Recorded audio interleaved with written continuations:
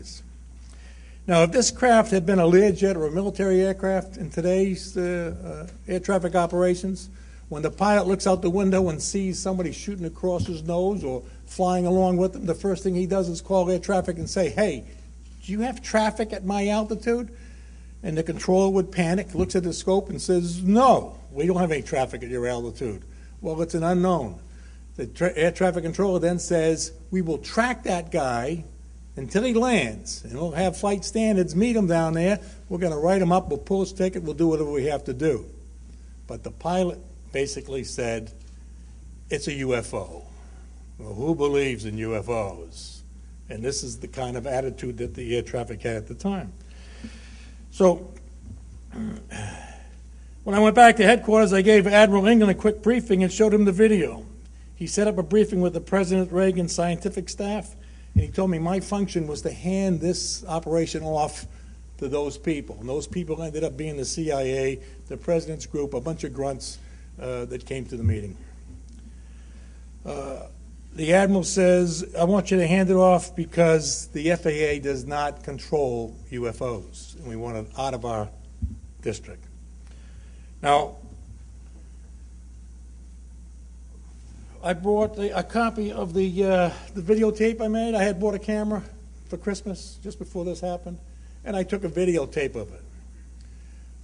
When I got home, I showed it to my wife and my neighbors, and I made a copy of it. When I went to the briefing, we put on this video for the people there 2 or 3 times. So it takes, a half hour. So we'll talk about an hour and a half or so. They asked a bunch of questions, very intelligent questions.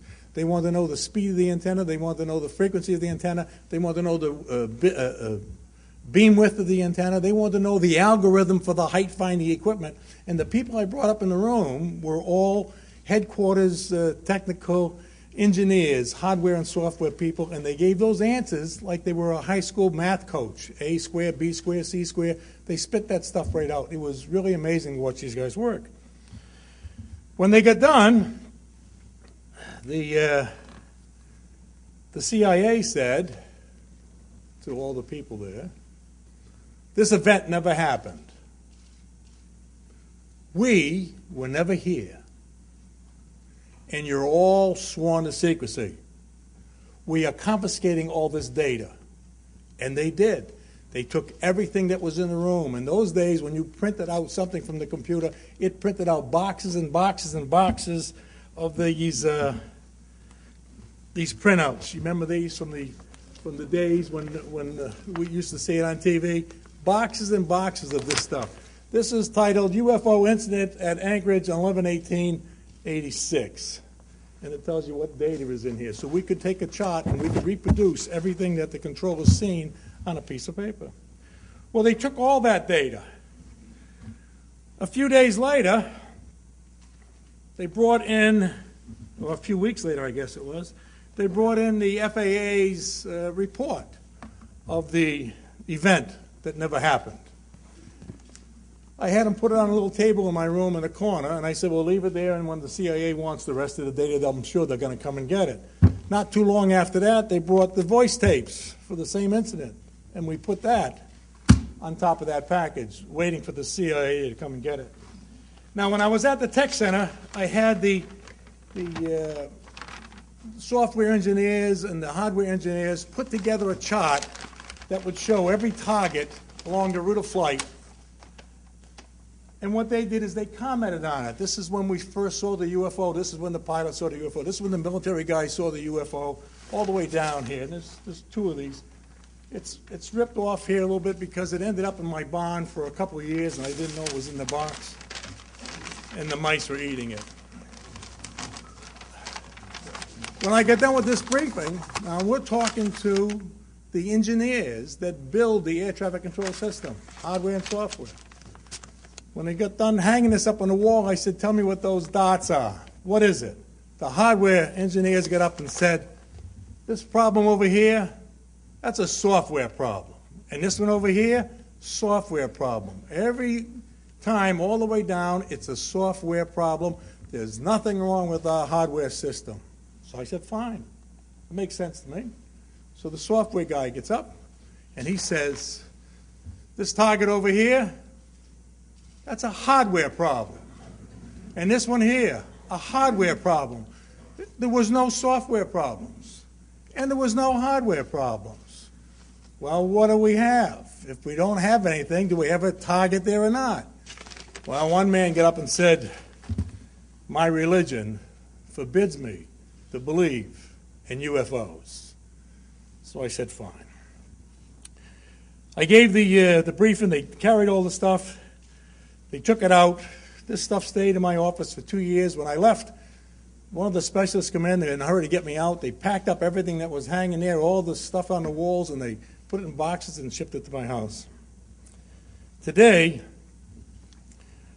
I like to say that most people working as FAA controllers, they're not really familiar with how the FAA system works.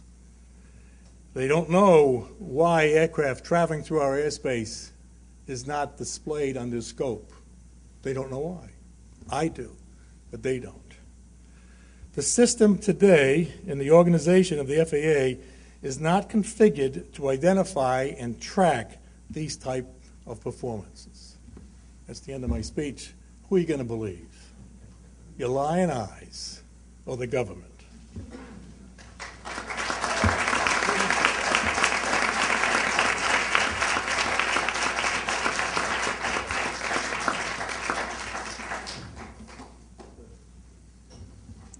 Thank you, Inspector Callahan. You beat Clint Eastwood hands down. That was great.